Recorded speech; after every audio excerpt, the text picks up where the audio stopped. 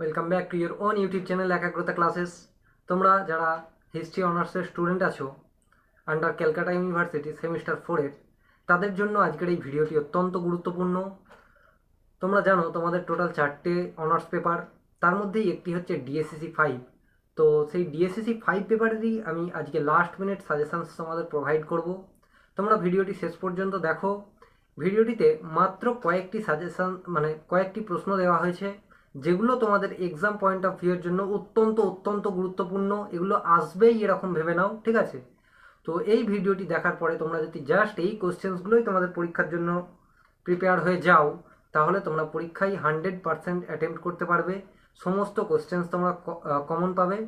তো আর দেরি না করে দেখে নাও। প্রথমে আমি তোমাদের বলে দিচ্ছি তোমাদের কোশ্চেন্স প্যাটার্নটা কেমন হবে। তোমাদের কোশ্চেন্স প্যাটার্ন বলতে তোমাদের সবথেকে প্রথমে তোমাদের টোটাল 6টা প্রশ্ন দেওয়া থাকবে 5 নম্বরে। সেখান থেকে করতে হবে তোমাদের মাত্র 3টের উত্তর, ঠিক আছে? তো এখান থেকে তোমাদের 15 নম্বর কভার হবে, এবং বাকি তোমাদের যে 60 নাম্বার সেটা থাকবে এখানে তোমাদের তোমাদের 6টা টোটাল 20 নম্বরের প্রশ্ন দেওয়া থাকবে। সেখান থেকে লিখতে হবে মাত্র 3টে, অর্থাৎ যে কোনো 3টে প্রশ্নের তোমাদের উত্তর লিখতে হবে। তাহলে এখান থেকে কভার হবে তোমাদের 60, অর্থাৎ এখান থেকে 60 আর এখান থেকে 5 নম্বরের 3টে লিখলে হবে হচ্ছে তোমার 15। তাহলে টোটাল কভার হচ্ছে কত? 75। আর তোমরা জানো তোমাদের ফুল মার্কস হচ্ছে 75। বাকি 25 নম্বর সেটা টিউটোরিয়াল হয়, তোমরা জানো।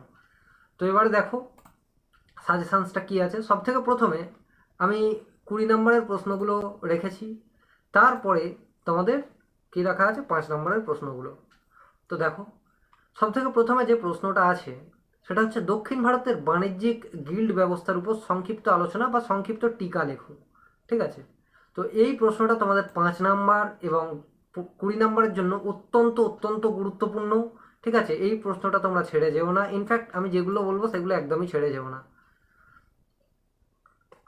আরেকটা কথা বলে রাখি, এখানে দেখতে পাচ্ছ যে 6টা প্রশ্ন দেওয়া আছে, ঠিক আছে? এই 6টার মধ্যে তোমরা 100% কমন পাবে 3টে। এবারে তোমরা কোনগুলো আগে পড়বে, ঠিক আছে? অর্থাৎ সিরিয়াল নাম্বার ওয়াইজ আমি সেটাও বলে দিচ্ছি যে কোনটার পর কোনটা পড়বে। দেখো পরবর্তী 2 নম্বরে যে প্রশ্নটা আছে, ত্রিপাক্ষিক সংগ্রামের কারণ ও ফলাফল সম্পর্কে লেখো। ত্রিপাক্ষিক বা ত্রিশক্তি সংগ্রাম বলা হয় এটাকে, ঠিক আছে? এটার কারণ ও ফলাফল, এই প্রশ্নটা তোমাদের ক্যালকাটা ইউনিভার্সিটির খুব ফেভারিট একটা প্রশ্ন। অনেক মানে বেশ কিছু ইয়ার ছাড়া ছাড়া এটা জিজ্ঞাসা করেছে, যেমন 2021-এ অর্থাৎ সিবিসিএস যারা প্যাটার্নে ছিল তাদের এটা ফেলা হয়েছিল। তার পরের প্রশ্ন দেখো, চোলদের সামুদ্রিক কার্যকলাপ সম্পর্কে আলোচনা করো। দেখো এটাও 2021-এ এসেছিল। পরবর্তী প্রশ্ন, একাদশ শতকে মামুদের ভারত আক্রমণের প্রকৃতি আলোচনা করো। অত্যন্ত গুরুত্বপূর্ণ, মোস্ট ইম্পর্টেন্ট। এই প্রশ্নটা তোমরা পরীক্ষায় দেখতে পাবেই, এরকম একটা ভেবে নাও। পরবর্তী দেখো, রাজপুত শক্তির উত্থানের কারণ আলোচনা করো। এটা 2021-এ এসেছিল, এটা তোমাদের 5 মার্কসের জন্যও ইম্পর্টেন্ট। তারপরে দেখো 6 নম্বরে যে কোশ্চেন্সটা দেওয়া আছে, স্থানীয় স্বশাসনের কথা বিশেষভাবে উল্লেখ করে চোল শাসন ব্যবস্থার বৈশিষ্ট্য সংক্ষেপে আলোচনা করো। এই প্রশ্নটাও তোমাদের এসেছিল কবে? 2020 সালে। তো এই প্রশ্নটাও অত্যন্ত গুরুত্বপূর্ণ। এখানে আমি যে 6টা প্রশ্ন বললাম, এই 6টা প্রশ্ন তোমরা ছেড়ে যেও না। এর মধ্যে থেকেই তোমরা তোমাদের পরীক্ষায় দেখতে পাবে। তো এবারে দেখো তোমাদের প্রশ্ন হচ্ছে, যে দাদা বললেন যে সিরিয়াল ওয়াইজ বলে দেবেন, তাহলে দেখো তোমরা কিভাবে পড়বে। তোমাদের সব থেকে প্রথম প্রায়োরিটি হবে এই 2 নম্বরের প্রশ্নটা। সেটা হচ্ছে কি, ত্রিপাক্ষিক সংগ্রাম বা ত্রিশক্তি সংগ্রামের কারণ ও ফলাফল। এই প্রশ্নটা তোমাদের আসার সম্ভাবনা অত্যন্ত প্রবল। তারপরের প্রশ্ন কোনটা তোমরা পড়বে? তারপরে তোমরা পড়বে 4 নম্বরের প্রশ্নটা, ঠিক আছে? যে একাদশ শতকে মামুদের ভারত আক্রমণের প্রকৃতি আলোচনা করো। তারপরে কোনটা পড়বে? তারপরে তোমরা এই 6 নম্বর প্রশ্নটা পড়বে। সেটা কি, স্থানীয় স্বশাসনের কথা বিশেষভাবে উল্লেখ করে চোল শাসন ব্যবস্থার বৈশিষ্ট্য সংক্ষেপে আলোচনা করো। এই প্রশ্নগুলো তোমরা যদি 20 নম্বরের জন্য করো, 5 নম্বরে এলেও তোমরা সেখানে লিখতে পারবে। তারপরে দেখো তারপরে কোনটা পড়বে? তারপরে তোমরা এই 5 নম্বরেরটা পড়বে। 5 নম্বরেরটা তোমাদের এটা 5 নম্বরে আসার সব থেকে বেশি পসিবিলিটি আছে। তারপরে তোমরা পড়বে হচ্ছে 3 নম্বর, তারপরে পড়বে 1 নম্বর। তবে আমি সিরিয়াল ওয়াইজ যে এই 3টে প্রথমে ইম্পর্টেন্ট বললাম, তা কি এই 3টে পড়ে রেখে দেবো? না, তোমাদের 3টে প্রশ্ন আসবে, মাত্র 6টা প্রশ্ন যদি তোমরা করো তাহলে তোমরা কত 60 নাম্বার পাচ্ছ মাত্র 6টা কোশ্চেন্স পড়লে। হ্যাঁ, তাহলে ভাবতে পারছো 60 কি ইনফ্যাক্ট তার থেকে বেশি পাবে আরও, কেননা 5 নাম্বারেরও এর মধ্যে থেকে কমন পাবে বেশ কিছু কোশ্চেন। এবারে দেখো এক্সট্রা কোশ্চেন্স। এবারে এক্সট্রা কোশ্চেন্স যেগুলো দিয়েছি এগুলো জাস্ট তোমরা 2 থেকে 3বার রিড করবে, ঠিক আছে? রিড করবে মানে এই না যে শুধু রিডিং পড়ে চলে যাবে, রিড করবে মানে বুঝে বুঝে পড়বে, যেন বাই চান্স এসে গেলে তোমরা লিখতে পারো। দেখো কি আছে প্রথম প্রশ্ন, ভক্তি আন্দোলন গড়ে ওঠার প্রেক্ষাপট আলোচনা করো। ভারতীয় সামন্ততন্ত্র সম্পর্কিত ঐতিহাসিক, এখানে বিতর্কের হবে, বিতর্কের হয়ে গেছে, বিতর্কের উপর একটি সংক্ষিপ্ত বিবরণ লেখো বা সংক্ষিপ্ত টিকা লেখো। আদি মধ্যযুগের অন্তর্বর্তী সময়ে ভারতীয় সামন্ততন্ত্রের প্রধান বৈশিষ্ট্যগুলি লেখো, এটাও গুরুত্বপূর্ণ। ধর্মপাল ও দেবপালের অধীনে এক আঞ্চলিক শক্তি হিসেবে বাংলার বিকাশ সংক্ষেপে আলোচনা করো। এটা কোনো একটা প্রিভিয়াস ইয়ারে এসেছিল এই প্রশ্নটা, ঠিক এটা লেখা হয়নি। পরবর্তী দেখো, আদি মধ্যযুগের স্থাপত্য ও ভাস্কর্য সম্পর্কে টিকা লেখো। এটা তোমরা যদি 5 মার্কসের জন্য করো তাহলেও হবে। এবারে চলে আসছি তোমাদের 5 মার্কসের প্রশ্ন। হ্যাঁ, এখানে দেখে নাও তাহলে টোটাল দেখতে গেলে মোস্ট ইম্পর্টেন্ট হচ্ছে তোমাদের এই 6টা কোশ্চেন্স, আর এক্সট্রা কোশ্চেন্স কটা দেওয়া হয়েছে মাত্র 5টা। 6 আর 5-এ 11টা কোশ্চেন্স। 11টা প্রশ্ন পড়লে তোমরা কত পাচ্ছ? 60 নাম্বার বা তার থেকেও বেশি।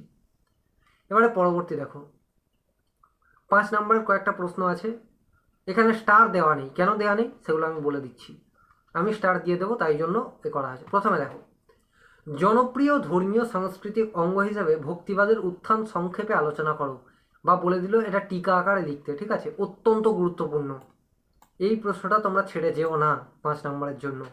পরবর্তী দেখো, চোলদের সামুদ্রিক কার্যকলাপ সম্পর্কে আলোচনা করো, এটা 2021-এ এসেছিল, তোমাদের জন্য অত্যন্ত গুরুত্বপূর্ণ। পরবর্তী দেখো, আদি মধ্যযুগে গিল্ডগুলি কী ধরনের ভূমিকা পালন করত, এই ভূমিকা পালন করত এবং গিল্ডগুলি কার্যকলাপ সেইগুলো তোমাদের পড়তে হবে। পরবর্তী দেখো, পাল আমলে বাংলা সাহিত্যের বিকাশ সংক্ষিপ্ত আলোচনা। শিক্ষার বিকাশে নালন্দা বিশ্ববিদ্যালয়ের ভূমিকার মূল্যায়ন, এই প্রশ্নটাও ইম্পর্টেন্ট, আমি সিরিয়াল ওয়াইজ বলে দেবো কোনগুলো আগে করবে। তারপরে দেখো, আরবদের সিন্ধু অভিযানের তাৎপর্য মূল্যায়ন করো। এবার আমি কয়েকটা এক্সট্রা কোশ্চেন্স দিয়েছি, এক্সট্রা কোশ্চেন্সে কী কী আছে, আদি মধ্যযুগের ইতিহাসের উপাদান সম্পর্কে আলোচনা করো, 2021-এর কোশ্চেন্স। আদি মধ্যযুগে কৃষি ব্যবস্থার বিবর্তন আলোচনা করো। তারপরে চোল রাষ্ট্রের প্রেক্ষিতে মন্ডমাল ও বলনাড়ুর তাৎপর্য আলোচনা করো বা উল্লেখ করো। দেখো এবারে কোনগুলো তোমরা আগে করবে এবং কোনগুলো পরে করবে, অর্থাৎ সিরিয়াল ওয়াইজ আমি দেখিয়ে দিচ্ছি। দেখো, সব থেকে প্রথমে তোমরা করবে 1 নম্বরের প্রশ্নটা, তারপরে করবে হচ্ছে এই আদি মধ্যযুগে গিল্ডগুলি কী ধরনের ভূমিকা পালন করত বা এদের কার্যকলাপ, এই প্রশ্নটা করবে। তারপরে যেটা করবে হচ্ছে তোমাদের এই 2 নম্বর প্রশ্নটা, যে চোলদের সামুদ্রিক কার্যকলাপ সম্পর্কে লেখো। তারপরে তোমরা করবে এখান থেকে এই এক্সট্রা কোশ্চেনে, এটা উপরে থাকার কথা ছিল, আদি মধ্যযুগে কৃষি ব্যবস্থার বিবর্তন, ঠিক আছে? তাহলে প্রথমে তোমরা করবে 1 নম্বরটা, তারপর করবে 3 নম্বর, তারপর হচ্ছে এখানে 2 নম্বর, তারপর কোনটা করবে এখান থেকে এক্সট্রা কোশ্চেন্সের 2 নম্বর, তারপর তোমরা এখানে 6 নম্বর করবে, তারপর করবে 5 নম্বর, অ্যান্ড দেন যেগুলো বাকি আছে সেগুলো দেখে নেবে জাস্ট, ঠিক আছে? তো এবারে তোমাদের প্রশ্ন হচ্ছে যে দাদা সাজেশনস তো দিলেন, শুধু প্রশ্ন দিলেন, এর উত্তরগুলো আমরা কোথায় পাবো? এর উত্তরগুলো পেতে গেলে আমি ডেসক্রিপশানে আমাদের হোয়াটসঅ্যাপ গ্রুপের লিঙ্ক দিয়ে দিচ্ছি, তোমরা সেখানে জয়েন হও। জয়েন হয়ে গেলে সেখানে তোমাদের এই নোটসগুলো প্রোভাইড করে দেওয়া হবে। হ্যাঁ, এবং এছাড়াও আমাদের যে অ্যাপ আছে একাগ্রতা ক্লাসেস, সেই লিঙ্কে ক্লিক করলেও, মানে একাগ্রতা ক্লাসেস অ্যাপটা ডাউনলোড করলেও সেখানেও তোমরা নোটসগুলো পেয়ে যাবে। সো আশা করি ভিডিওটি সমস্ত তথ্য তোমরা বুঝতে পেরেছো। এছাড়াও যদি তোমাদের কোনো কিছু ডাউট থাকে, কোনো কোয়ারিজ থাকে, সেটা আমাদের কমেন্ট বক্সে জানাও, অথবা যদি কমেন্টে না জানাতে পারো আমাদের এখানে নাম্বার দেওয়া আছে, দেখো যে কোনো একটি নাম্বারে জাস্ট হোয়াটসঅ্যাপ করে দিও। সো নেক্সট ভিডিও তোমাদের যেটা আসতে চলেছে, হ্যাঁ আর একটা কথা আমি বলে রাখি, তোমরা যদি পারো তাহলে এই প্রিভিয়াস ইয়ারেরগুলো তোমরা একবার জাস্ট দেখে নিতে পারো। এটা হচ্ছে তোমাদের 2020-এর পেপার, 2021-এর পেপার আর 2022-এর পেপার, এগুলো আমি ডেসক্রিপশানে লিঙ্ক দিয়ে দিচ্ছি, সেখানে পেয়ে যাবে। সো আশা করি সমস্ত কিছু বুঝতে পেরেছো। Thank you.